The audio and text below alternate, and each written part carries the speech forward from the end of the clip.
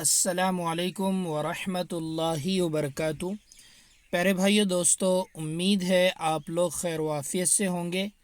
अल्लाह ताला से दुआ है अल्लाह ताला आप सब लोगों को अच्छा रखे। आज इतवार का दिन है और हर इतवार को हम कोशिश करते हैं आप लोगों के साथ वीकली एनालिसिस वाला वीडियो शेयर करें। चूँकि ईद के मौके पर मैं अपने घर आया हुआ हूँ और इस वक्त मेरे साथ माइक नहीं था, तो मैं थोड़ा सा गांव में से बाहर निकल कर एक खेत में आकर ये वीडियो रिकॉर्ड कर रहा हूँ। इस वजह से बैकग्राउंड के अंदर आपको चिड़ियों की आवाज़ नज़र आ रही होगी और बग़ैर माइक के रिकॉर्ड करने की वजह से हो सकता है आवाज़ भी मेरा साफ़ ना पहुँचे आप लोगों तक। लेकिन मैंने चूँकि ये कोशिश की है, मैं हो सकता तो छोड़ भी देता था, लेकिन मैंने सोचा कि एक मामूल है, इसको छोड़ना नहीं चाहिए, तो मैं ये वीडियो रिकॉर्ड कर रहा हूँ। आप लोगों से दरख्वास्त है वीडियो को मुकम्मल ज़रूर देखें और वीडियो आपको कैसे लगा कमेंट बॉक्स के अंदर ज़रूर बताएं। याद रहे कि वीडियो सिर्फ़ और सिर्फ एजुकेशन और लर्निंग पर्पज़ से है। किसी भी तरह का कोई बाय सेल रिकमेंडेशन हमारी तरफ से नहीं है। आज के इस वीडियो के अंदर हम समझने की कोशिश करेंगे निफ्टी को और उसके साथ में दीगर इंडेक्स को, और एक अच्छा स्टॉक है जो आपने थंबनेल के ऊपर नाम तो पढ़ ही लिया होगा, तो उसको भी यहाँ पर फंडामेंटली एतबार से और टेक्निकली एतबार से हम समझने की कोशिश करते हैं। ठीक है, तो चलिए ज़्यादा वक्त ना लेते हुए हम अभी मार्केट के ऊपर थोड़ी सी बात करते हैं। निफ्टी 50 का चार्ट ओपन करने से पहले मैं इब्तिदाअन वार से मुतालिक तो इससे पहले कई मरतबा बातें बता चुका हूँ और अभी भी मैं यही कहूँगा कि भाई मेरे और आपके कहने और सुनने और बोलने से कुछ यहाँ पर ज़्यादा फ़र्क पड़ने वाला नहीं है। वार मतलब जो हिसाब से अभी चल रही है, तो कहीं पर भी ऐसा अभी भी महसूस नहीं हो रहा है कि ये वार ख़त्म होंगी और हालात ठीक होंगे। बज़ाहिर ऐसा कुछ भी मतलब नज़र नहीं आ रहा है। हाँ, अलबत्ता अभी तक ईरान का भी और यूएस का भी बहुत बड़े पैमाने पर इस वार के अंदर नुकसान हुआ है, तो कहीं ना कहीं थोड़े से कमज़ोर बयान डोनाल्ड ट्रंप की जानिब से आते हुए नज़र आ रहे हैं, जो इस बात की अलामत है कि वो थोड़ा सा पीछे हटने की कोशिश कर रहे हैं और ईरान ने भी कुछ शराइत रखी है। अगर वो शराइत को मानता है तो ये वार रुक सकती है, लेकिन मुझे नहीं लगता कि वो ये शराइत को मानेगा। जो जो 3-4 शराइत रखी है आप लोगों ने न्यूज़ के अंदर सुनी होंगी, देखी होंगी। बहरहाल ये वार जहाँ पर ईरान और इज़राइल और यूएस के दरमियान में हो रही है और उनके ऊपर इसका असर है, उससे ज़्यादा असर हमें पूरे दुनिया के ऊपर पड़ते हुए नज़र आ रहा है, क्रूड ऑयल की शक्ल में और गैस की शक्ल में। तो बहरहाल इसकी वजह से मार्केट गिर रहा है और जैसे मैं पहले भी आप लोगों को राय दे चुका हूँ कि जो लॉन्ग टर्म इन्वेस्टमेंट हमारा है उसके बारे में अगर इस वार के चलते मार्केट गिरा है तो आपको ज़्यादा डरने और घबराने की ज़रूरत नहीं है। क्वालिटी स्टॉक है और आपके पास पैसा है, तो आप धीरे धीरे धीरे धीरे और भी मार्केट गिरता है तो ऑवरेज करते चलिए। ठीक है, और अगर आप ट्रेडर है तो कोशिश कीजिए कि ऐसे मार्केट में कम से कम ट्रेडिंग आप करिए। ठीक है, या अगर ट्रेड लेते भी हों तो बग़ैर स्टॉप लॉस सोचे कि मार्केट के अंदर कदम रखना अपने आप को मतलब अपने हाथ को जलाने के मुतरादिफ है। बहरहाल ज़्यादा वक्त आपका न लेते हुए हम निफ्टी 50 को समझने की कोशिश करते हैं। अभी मैं उसका मंथली चार्ट यहाँ पर मेरे सामने ओपन है। मंथली चार्ट से यहाँ पर बेहतर 3 महीने का चार्ट है और 3 महीने के जितने भी इंडेक्स के चार्ट है ना, वो मैं आप लोगों के साथ टेलीग्राम पर शेयर कर चुका हूँ। टेलीग्राम ग्रुप आपने अगर ज्वाइन नहीं किया है तो डिस्क्रिप्शन के अंदर टेलीग्राम ग्रुप का लिंक मौजूद है, वहाँ से ज़रूर ज्वाइन कीजिए। तो ये जो 3 महीने का इसका डिमांड जोन है, जो मैंने सबके सब चार्ट टेलीग्राम पर मार करके डाला था, तो आप निफ्टी 50 देखिए, निफ्टी स्मॉल कैप देखिए, निफ्टी मिड कैप देखिए या निफ्टी 500 देखिए। सब के सब एक साथ गिरते हुए 3 महीने के डिमांड जोन के करीब आ रहे हैं। अगर आने वाले हफ्ते के अंदर मार्केट में ऐसी ही ख़राब खबरें होती रहती है तो मुझे ऐसा लगता है कि ये 3 महीने के डिमांड जोन के अंदर मार्केट आ सकता है। और आने के बाद थोड़ा भी यहाँ से अगर पॉजिटिव खबरें आती है तो मार्केट जैसे यहाँ से रॉकेट हुआ था, ये भी 3 महीने के डिमांड जोन से उठा था, तो वैसे यहाँ से भी उठने की कोशिश करेगा। ये बड़े टाइम फ्रेम के एतबार से मैं आपको समझाने और बताने की कोशिश कर रहा हूँ, ठीक है। बड़े टाइम फ्रेम के एतबार से मुझे ऐसा लग रहा है जब तक मार्केट बड़े टाइम फ्रेम पर डिमांड जोन के करीब नहीं आएगा तब तक मार्केट के अंदर ऐसे ही कुछ हालात मिले जुले रह सकते हैं और उसकी वजह से गिरावट कंटिन्यू रह सकती है। और उसकी वजह से मार्केट अगर इस जोन के अंदर आता है तो ये मार्केट के अंदर इन्वेस्ट करने का ये हमारे पास और भी बेहतरीन मौका हो सकता है। आप सिंपल देखिए ना, जितने भी इंडेक्स है ना, आप देखिए निफ्टी 500 है, ये भी अभी 3 महीने के डिमांड जोन से थोड़ा सा दूर नज़र आ रहा है। निफ्टी 50 भी दूर नज़र आ रहा है। निफ्टी अगर मिड कैप देखेंगे वो थोड़ा सा ज़्यादा ही दूर है, उसके अंदर बहुत बड़ी गिरावट इस वक्त हमको देखने को नहीं मिली। और निफ्टी स्मॉल कैप देखेंगे तो वो बिल्कुल उस डिमांड जोन के करीब आया है। लेकिन यहाँ पर अगर आप देखेंगे ना तो निफ्टी स्मॉल कैप इससे पहले जब डिमांड जोन पर आया था ना तो बिल्कुल डीएल के करीब मार्केट आया था और यहाँ से इसके अंदर उछाल हमको देखने को मिला था और वापस उस जोन के करीब मार्केट आता हुआ नज़र आ रहा है। निफ्टी 50 को हम और छोटे टाइम फ्रेम पर जाकर समझने की कोशिश करते हैं। मंथली टाइम फ्रेम का चार्ट देखिए मेरे सामने ओपन है। मंथली टाइम फ्रेम पर भी अगर आप देखेंगे ना तो बड़े टाइम फ्रेम के एतबार से यहाँ पर कोई ख़ास चीज़ रोकने वाली दूर दूर तक हमें नज़र नहीं आ रही है।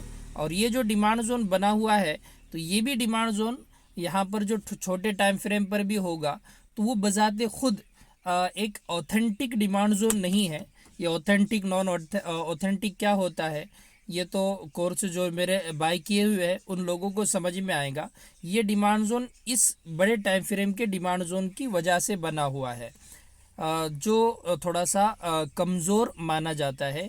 वीकली टाइम फ्रेम के एतबार से देखेंगे तो यहाँ पर हमें ये पिछले हफ्ते में देखेंगे तो क्लोजिंग ये बेटर होती हुई नज़र नहीं आई, लेकिन कैंडल जो बनी है तो कहीं ना कहीं ऐसी कैंडल बनी है जिसके अंदर पहले बायर पावरफुल थे और आखिर दिन में जो एचडीएफसी बैंक की बड़ी न्यूज़ आई थी, उसके जो चेयरमैन ने रिज़ाइन दिया था और उसने बहुत सारी नेगेटिव बातें एचडीएफसी बैंक से रिलेटेड की थी, जिसकी वजह से मार्केट के अंदर एचडीएफसी में 5-6% का बड़ा हेवी करेक्शन आया। और एचडीएफसी आप लोग जानते हैं बड़ा वेटेज निफ्टी 50 के अंदर है, तो निफ्टी 50 के अंदर भी उसकी वजह से हमको गिरावट देखने को मिली थी। तो अभी फ़िलहाल है ना कोई ख़ास सपोर्ट दूर दूर तक नहीं है। जो कुछ भी सपोर्ट का काम करेगा तो ये जो पूरा के पूरा एरिया है या फिर आप इस कैंडल का लो और इस कैंडल का लो मार्क करके रख सकते हो, तो बहुत हुआ तो यहाँ से कहीं ना कहीं मार्केट रिकवर कर सकता है। और अगर डेली टाइम फ्रेम पर जाएंगे और समझने की कोशिश करेंगे तो सिंपल बात यही है कि ये जो लास्ट वाला स्विंग है ना, ये स्विंग अगर ब्रेक होता है तो हो सकता है कि जो कुछ ये बेरिश स्ट्रक्चर यहाँ पर पूरा के पूरा बना हुआ है तो ये बेरिश स्ट्रक्चर यहाँ से ख़त्म हो और यहाँ से मार्केट मतलब यहाँ से इसको क्रॉस करके ऊपर जाके इस तरह सपोर्ट कंफर्म करके फिर हायर लो बनाते हुए ऊपर मार्केट जाता हुआ हमें नज़र आ सकता है। वरना ज़्यादा चांस तो ऐसा है जैसे कि मार्केट ट्रेड कर रहा है और न्यूज़ भी कोई ख़ास अच्छी और पॉजिटिव नहीं आ रही है, तो मार्केट के बारे में हम इतना ज़्यादा इस वक्त कॉन्फिडेंस हमें नहीं है। ईएमए 200 को अगर आप लगाकर देखेंगे तो जो लेवल मैं आपको बताना चाह रहा हूँ वीकली टाइम फ्रेम के एतबार से उसी लेवल के आसपास यहाँ पर ईएमए 200 हमें नज़र आ रहा है। और मंथली टाइम फ्रेम पर तो काफ़ी नीचे होगा और डेली टाइम फ्रेम पर जाकर आप देखेंगे तो डेली टाइम फ्रेम से तो काफ़ी नीचे मार्केट ऑलरेडी ट्रेड करता हुआ नज़र आ रहा है। और ये सिंपल एक इस बात की अलामत है कि यहाँ से मतलब मार्केट और भी ज़्यादा गिर सकता है, ये एक डाउन ट्रेंड की अलामत है। लेकिन अच्छी बात यही है कि अभी वीकली टाइम फ्रेम से ईएमए थोड़ा सा दूर है, तो एक गिरावट यहाँ तक अगर होती है तो यहाँ से मार्केट कहीं ना कहीं ऊपर जाने की कोशिश करेगा, सपोर्ट लेने की कोशिश करेगा। तो आने वाले हफ्ते में भी हमको मार्केट के अंदर ट्रेडिंग अगर हम ना करें या बहुत कम करें या स्टॉप लॉस के साथ ही अगर लेना ही चाहे तो ले सकते हो। मेरी बात करें तो शायद पूरा रमज़ान का महीना मैं एक्टिव नहीं था, आखिर में ये ऑफ़र की वजह से कुछ 5-6 दिन एक्टिव हुआ था और बहुत आराम से मैंने रमज़ान का महीना गुजारा अल्हम्दुलिल्लाह। और कोई ज़्यादा हमने ट्रेडिंग बिल्कुल भी मार्केट के अंदर नहीं की। बहरहाल ये कुछ मार्केट के बारे में बातें थी। अभी हम थोड़ा सा इसका बॉलिंजर बैंड भी लगा कर देखते हैं। मंथली टाइम फ्रेम पर बॉलिंजर बैंड को देखेंगे ना आप, तो एक बड़ा टाइम अभी तक ऐसा गुजरा है जहां पर मार्केट लोअर बैंड के पास कभी भी नहीं आया था। आप पूरा के पूरा देखिए, ये 2000 मतलब ये कोरोना का टाइम है 2020 का, जब लोअर टाइम फ्रेम मतलब लोअर बैंड के पास मार्केट आया था और वहाँ से रिकवरी इसके अंदर शार्प आई थी। मंथली टाइम फ्रेम के एतबार से अगर आप देखेंगे तो उसके बाद कभी भी बहुत हुआ तो मतलब जो इसकी मिडल लाइन है वहाँ तक आया था। लेकिन अभी फ़िलहाल हमें लोअर बैंड के आसपास, इस डिमांड जोन के आसपास लोअर देखिए ना, जो हमने 3 महीने का डिमांड जोन मार्क किया है, पहली बात तो ये है कि वो 3 महीने का डिमांड जोन है। दूसरी बात ये है वीकली टाइम फ्रेम पर वहाँ पर हमें 200 ईएमए नज़र आ रहा है। तीसरी बात ये है कि मंथली टाइम फ्रेम पर लोअर बैंड भी उसके करीबी है। तो बहुत सारी चीज़ें ऐसी बता रही है कि वहाँ से मार्केट ने कुछ ना कुछ सपोर्ट लेना चाहिए। अब थोड़ा सा वेट कीजिए और अगर मार्केट गिरता है तो, और उसके बाद जो मार्केट में उछाल आएगा ना, और आना ही चाहिए, थोड़ी सी खबरों की वजह से मार्केट अपने आप को संभाल नहीं पा रहा है, ठीक है ना। और अगर इंडिया रुपीज़ की बात की जाए तो वो भी तकरीबन 93-94 के आसपास कुछ चढ़ रहा था, वो भी काफ़ी डॉलर के मुकाबले में कमज़ोर हो रहा है। तो बहरहाल कुल कहने का मकसद ये कि थोड़ी सी गिरावट और अगर होती है तो एक और अच्छा इन्वेस्ट करने का मौका हमारे पास आ सकता है। वीकली टाइम फ्रेम पर भी चेक करके देखेंगे तो वीकली टाइम फ्रेम पर भी है ना, मैंने वो डेली टाइम फ्रेम के एतबार से बताया था लेकिन वो मतलब सक्सेस नहीं हुआ। अभी वीकली टाइम फ्रेम से ये लोअर बैंड को पकड़ कर चढ़ रहा है। जब तक लोअर बैंड के अंदर आकर क्लोजिंग नहीं देता है ना, तब तक हम इस पर वीकली टाइम फ्रेम के एतबार से पॉजिटिव नहीं हो सकते। हाँ, अगर वीकली टाइम फ्रेम पर गैप डाउन ओपनिंग होती है और लोअर बैंड से नीचे होती है तो कहीं ना कहीं ऊपर आने की कोशिश करेगा, ठीक है। और वाज़े तौर पर ये बात भी समझना है कि ये स्विंग जो है ना, ये काफ़ी अहम साबित हो सकता है, ठीक है। लोअर टाइम फ्रेम के एतबार से बॉलिंजर बैंड कुछ ख़ास हमें नहीं बता रहा। आज निफ्टी का थोड़ा सा ज़्यादा ही एनालिसिस हो रहा है वैसे, लेकिन ज़रूरत भी है इसकी, चूँकि गिरावट उतनी ज़्यादा हमें देखने को मिल रही है। एक मंथली टाइम फ्रेम के एतबार से अगर आप देखेंगे तो यहाँ पर हमें एक हिडन बुलिश डाइवर्जन बनता हुआ नज़र आ रहा है, लेकिन हम इसको कंफर्म इस वजह से नहीं कर सकते क्योंकि यहाँ पर स्विंग कंप्लीट नहीं हुआ है, लेकिन वो भी एक ठीक ठाक ही चीज़ है। वीकली टाइम फ्रेम पर RSI इसका तकरीबन 30 पर आ चुका है, जिसको एक और सोल्ड जोन के अंदर, जिसको हम RSI को बोलेंगे, जो भी निफ्टी का, ये भी एक निफ्टी के लिए अच्छी चीज़ है। और थोड़ा सा नीचे जाएगा तो मतलब और भी ज़्यादा और सोल्ड होगा और यहाँ से रिकवरी थोड़ी सी फास्ट आ सकती है। फिर डेली टाइम फ्रेम पर तो कुछ इतना ख़ास नज़र नहीं आ रहा है। चलिए, बहरहाल जो स्टॉक के बारे में मुझे आप लोगों के साथ डिस्कस करना है, मैं उसका फंडामेंटल भी और टेक्निकल एनालिसिस डिटेल में आज करने वाला हूँ और उस स्टॉक को हम समझने की कोशिश करने वाले हैं। जिस स्टॉक के बारे में हम बात कर रहे थे ना, उसका नाम यहाँ पर आप लोग देख सकते हो, ठीक है। और इस स्टॉक के बारे में अभी देखिए, ये तकरीबन 781 रुपये पर इसकी क्लोजिंग इसने दिया है। और जब ये स्टॉक अच्छे से मुझे याद है 380 रुपये पर ट्रेड करता था ना, उस वक्त मैं इसके पीछे लगा था। और मेरा टेलीग्राम जाकर आज से 4-5 महीने 6 महीने पहले का आप चेक करेंगे ना, तो इसके बारे में मैं बहुत कुछ बातें आप लोगों के साथ शेयर कर चुका हूँ। आप में से जो लोग मुझे डेली सुनते हैं ना, उन लोगों को पता होगा। और मैं इसका कंपेयर कई मरतबा ओला के साथ करके आप लोगों को बता रहा था। और देखिए, अल्हम्दुलिल्लाह वो जो मेरी बातें थी कहीं ना कहीं सही साबित होती हुई नज़र आई। और 780 रुपये पर इस वक्त ये स्टॉक ट्रेड कर रहा है। वहाँ से काफ़ी अच्छे रिटर्न इस स्टॉक ने बना कर दिया।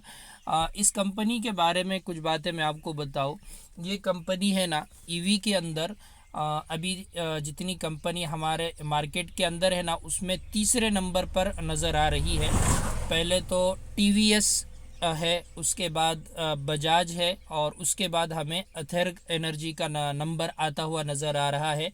और मुझे ऐसा लगता है कि आने वाले टाइम में ये दूसरे नंबर पर भी आ सकती है। ठीक है, अभी भी ये कंपनी लॉस मेकिंग है, लॉस ही के अंदर है, लेकिन इसके बावजूद भी ये लॉस में क्यों अच्छी नज़र आती है, इसका क्या रीज़न है, मैं आप लोगों के साथ पहले बहुत तफसील से इसको शेयर कर चुका हूँ। ठीक है, अभी मार्केट कैप इस कंपनी का देखिए तकरीबन 29,848 नज़र आ रहा है। ये सब सीआर के अंदर है। और ये जब कंपनी का मार्केट कैप तकरीबन मेरे ख्याल से 12-13 हज़ार के आसपास था ना, तो उस वक्त ही मैंने आप लोगों के साथ इसको शेयर किया था। वहाँ से ऑलमोस्ट 3 गुना ये कंपनी का मार्केट कैप, 3 तो नहीं 2.5 गुना तो आराम से हो ही चुका है। तो फंडामेंटली एतबार से कंपनी काफ़ी स्ट्रांग होती हुई जा रही है। रीज़न इसका ये भी है प्यारे भाइयों, ये कंपनी मतलब ख़ुद अपना डिज़ाइन बनाती है। ये कंपनी की जो बैटरी इसके अंदर इस्तेमाल होती है ना, तो ये बैटरी भी ख़ुद बनाती है ये कंपनी, इसकी ख़ास बात ये भी है। और जितनी भी आपको है ना, कभी बजाज रोड के ऊपर जलती हुई नज़र आएंगी, कभी टीवीएस जलती हुई नज़र आएंगी, और ओला का तो पूछो ही मत। लेकिन ऐसा अभी तक कोई वीडियो मेरे सामने नहीं आया, हो सकता है लेकिन अभी तक तो शायद नज़र नहीं आया जहाँ पर अथेर रोड पर कहीं जलती हुई नज़र आए बोलकर। ठीक है, और एक ख़ास बात यह है ना, इन लोगों ने अपनी क्वालिटी को काफ़ी बिल्ड किया है, क्वालिटी इनकी काफ़ी अच्छी है, तभी जाकर अभी मैं सेल जब आपको इसका बताऊंगा ना, तो आपको समझ में आएगा। एक बात ये भी इनकी बहुत ख़ास है कि ये लोग है ना मतलब अपने कस्टमर को सर्विस काफ़ी अच्छी देते हैं। इनके पास सर्विस का अभी तक कोई इशू हमको आता हुआ नज़र नहीं आया है। तो अभी सारी चीज़ें हम समझने की कोशिश करते हैं। कंपनी का आरओई और आरओसी अभी भी देखेंगे तो काफ़ी यहाँ पर हमको माइनस में नज़र आएगा। अभी इसको समझने की आप कोशिश भी मत कीजिए। अभी मैं नीचे जो बताऊंगा ना, उसको आप समझ सकते हो। कंपनी के ऊपर पहले डेप्ट ज़्यादा था, रिजर्व कुछ भी नहीं था, लेकिन आप डेप्ट देखेंगे तो 430 करोड़ का है, और रिजर्व कंपनी के पास देखेंगे तो 2,683 करोड़ का है। तो रिजर्व कंपनी काफ़ी तेज़ी से बढ़ा रही है, जिसके चलते डेप्ट टू एसेट रेशो देखेंगे तो वो सिर्फ 9 का रह गया है। और FII-DI की होल्डिंग के बारे में हम नीचे जाकर इसमें बात करते हैं। चलिए मैं सीधा आपको इसके क्वार्टरली रिज़ल्ट पर लेकर जाना चाहता हूँ। ये इसके क्वार्टरली रिज़ल्ट है। मार्च 2024 के अंदर इसका सेल देखेंगे तो 523 करोड़ का था, और मार्च 2025 में 676 करोड़ का हो गया, और दिसंबर 2025 के अंदर देखेंगे तो 954 करोड़ का सेल है। यहाँ पर आपको सेल कंटिन्यू इसका बढ़ता हुआ नज़र आ रहा है। यह इस बात की अलामत है कि लोग इसकी बाइक को है ना ख़रीद रहे हैं। लोगों का ट्रस्ट, लोगों का भरोसा इस कंपनी के ऊपर है। अभी इसका ख़र्चा अगर आप देखेंगे ना, तो थोड़ा थोड़ा सेल के मुकाबले में धीरे धीरे कम होता हुआ हमें नज़र आ रहा है। ये भी इसके लिए पॉजिटिव चीज़ है। ओपीएम अगर देखेंगे ना, तो पहले 46% इसका ओपीएम माइनस में होता था, जो धीरे धीरे कम होते होते पिछले क्वार्टर के अंदर अगर आप देखेंगे तो 15% इसका ओपीएम, ऑपरेटर प्रॉफिट मार्जिन, ये 15% माइनस में था, जो घटकर अब सिर्फ 8% तक रह चुका है। और पहले जो ये लॉस बुक कर रही थी ना कंपनी, तो आप देखेंगे एक बहुत बड़ी मिकदार में लॉस बुक कर रही थी, लेकिन इसका लॉस बुक ये धीरे धीरे बहुत तेज़ी से कम होता हुआ नज़र आ रहा है। इसके मुकाबले में अगर क्वार्टरली रिज़ल्ट ओला का जाकर देखेंगे ना, तो वहाँ पर आपको कुछ भी अच्छा होता हुआ नज़र नहीं आएगा, बल्कि बिगड़ता हुआ नज़र आ रहा होगा। तो ये कंपनी के क्वार्टरली रिज़ल्ट के एतबार से पॉजिटिव चीज़ें हैं। ईयरली एतबार से जाकर देखेंगे तो देखिए अभी ये कंपनी ने मार्च 2024 में 1060 करोड़ का लॉस बुक किया था और अब वो बचकर 6051 करोड़ तक आ चुका है। कंपनी का सेल देखेंगे बड़ी तेज़ी से हमें बढ़ता हुआ नज़र आ रहा है। बैलेंस शीट में अगर आप जाएंगे तो इक्विटी कैपिटल इसका 38 तक पहुंच चुका है। रिजर्व अगर की बात की जाए मार्च 2025 में इसके पास सिर्फ और सिर्फ 464 करोड़ थे, लेकिन अब वो कितनी बड़ी तादाद में हो गए। वहाँ से ऑलमोस्ट 4 से 5 गुना इसने कंपनी ने अपने रिजर्व को बढ़ाया है। ये कंपनी के लिए बहुत अच्छी बात है। इतना रिजर्व बढ़ने के बावजूद भी कंपनी का जो कर्जा है, कंपनी ने वापस से अपने कर्जे को घटाया है। और टोटल एसेट की बात की जाए तो टोटल एसेट सिर्फ सिंगल क्वार्टर के अंदर इसने अपने डबल से भी ज़्यादा इंक्रीज़ किए हैं। ये कंपनी को इसके फंडामेंटल कहीं ना कहीं और भी ज़्यादा स्ट्रांग होते हुए नज़र आ रहे हैं। तो ये फंडामेंटली वीडियो आपको कैसे लग रहा है, क्या चीज़ें आपको समझ में आ रही है, आप मुझे कमेंट करके ज़रूर बताइएगा।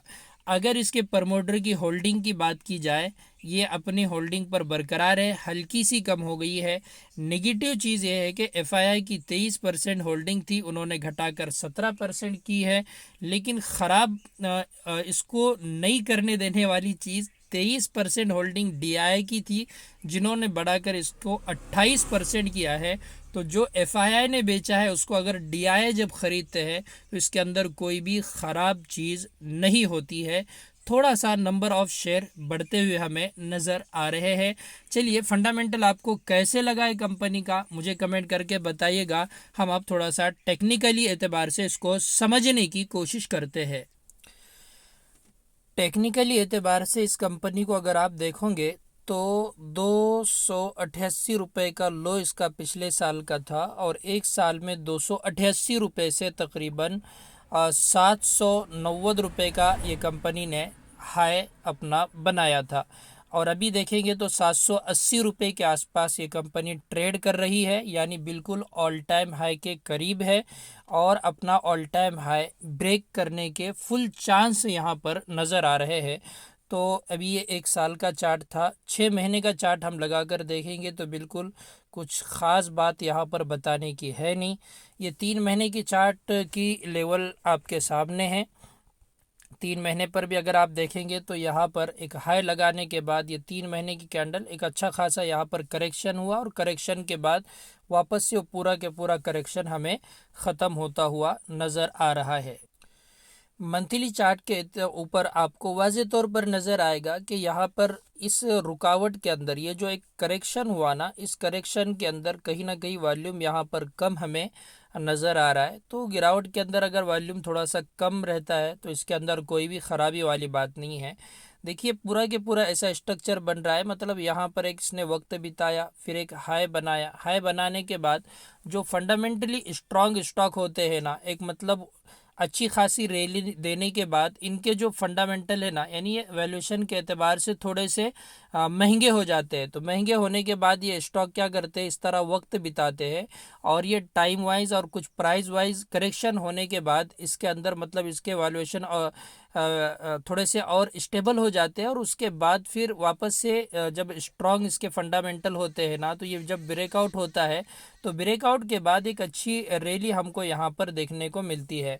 तो ऐसा ही कई यहाँ पर मतलब एक वक्त यहाँ पर भी इसने थोड़ा सा बिताया, एक अच्छा रिटर्न दिया, रिटर्न देने के बाद यहाँ पर इसने वक्त बिताया और वक्त बिताने के बाद ये इसका अगर ब्रेकआउट करता है और जैसे कि फंडामेंटल हमने देखे हमको थोड़े से ठीक ठाक नज़र आ रहे हैं, तो ये ब्रेकआउट के बाद एक अच्छी रैली यहाँ से स्टॉक दे सकता है। ठीक है, वीकली टाइम फ्रेम पर जाकर और समझने की हम कोशिश करेंगे।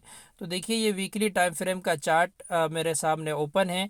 पिछले हफ्ते का अगर वॉल्यूम अगर आप देखेंगे तो काफ़ी स्ट्रॉन्ग नज़र आ रहा है और करंट जितने भी उसने लास्ट में स्विंग बनाया था वो उसके ऊपर जाकर इसने क्लोजिंग दिया है। आप यहाँ पर देखें, ये इसका एक रेजिस्टेंस था, ये इसका एक रेजिस्टेंस था और ये इसने मतलब दोनों टाइम में उस लेवल को एक फॉलो किया था। मान लीजिए कि वहाँ से वापस से हमें गिरावट देखने को मिली थी, तो पिछले हफ्ते में मार्केट के अंदर इतनी बड़ी गिरावट हमको देखने को मिली, इसके बावजूद भी इसके अंदर स्ट्रॉन्ग उस लेवल का ब्रेकआउट हमको देखने को मिला है।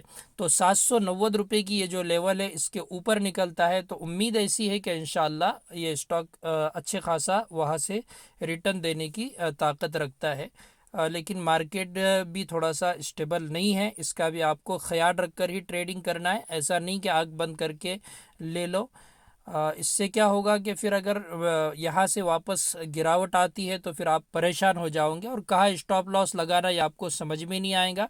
इसलिए इंतज़ार कीजिए ब्रेकआउट देने का, और फिर वापस से ये जो इसका लास्ट स्विंग है ना, इसके नीचे अगर ये स्टॉक जाता है तो ये हमारा एसएल यहाँ पर होना चाहिए जो कि काफ़ी बड़ा होगा। तो थोड़ा सा सोच समझकर मतलब ट्रेड लेना चाहिए, या फिर आप कम से कम स्टॉप लॉस रखकर इसके अंदर ट्रेडिंग करो। अगर गिरावट आती है ना तो थोड़ी बहुत गिरावट से कुछ इसके अंदर ख़राबी नहीं होंगी। जैसे ये मतलब लास्ट इसने स्विंग अपने ऊपर ये बनाते हुए जा रहा है, तो यहाँ पर भी कोई इस तरह स्विंग बन सकता है और फिर ब्रेकआउट हो सकता है। इसलिए जब तक ये स्टॉक 650 रुपये के ऊपर है ना, तब तक हम इसको स्ट्रॉन्ग ही कहेंगे, और यही मतलब हम सोच सकते हैं कि ये तब तक ख़राब नहीं होगा। ठीक है। MACD को अगर आप देखेंगे तो ये भी यहाँ पर पॉजिटिव हमें नज़र आ रहा है। ज़ीरो लाइन के ऊपर यहाँ पर क्रॉस ओवर हो चुका है और हिस्टोग्राम भी इसके ग्रीन बन चुके हैं, और डेली टाइम फ्रेम पर इसका RSI भी देखेंगे तो वो भी काफ़ी स्ट्रॉन्ग ही नज़र आ रहा है। 20 EMA के ऊपर ये स्टॉक ट्रेड कर रहा है, ये भी स्टॉक के लिए काफ़ी अच्छा है। हो सकता है गिरावट के बाद अगर थोड़ी बहुत यहाँ से गिरावट आती है तो इसी EMA का वो सपोर्ट लेकर ऊपर जाने की कोशिश करे। बहरहाल ये स्टॉक आपको कैसा लगा कमेंट करके मुझे ज़रूर बताइएगा। दुआओं की गुजारिश। अस्सलामु अलैकुम वरहमतुल्लाहि वबरकातुहू।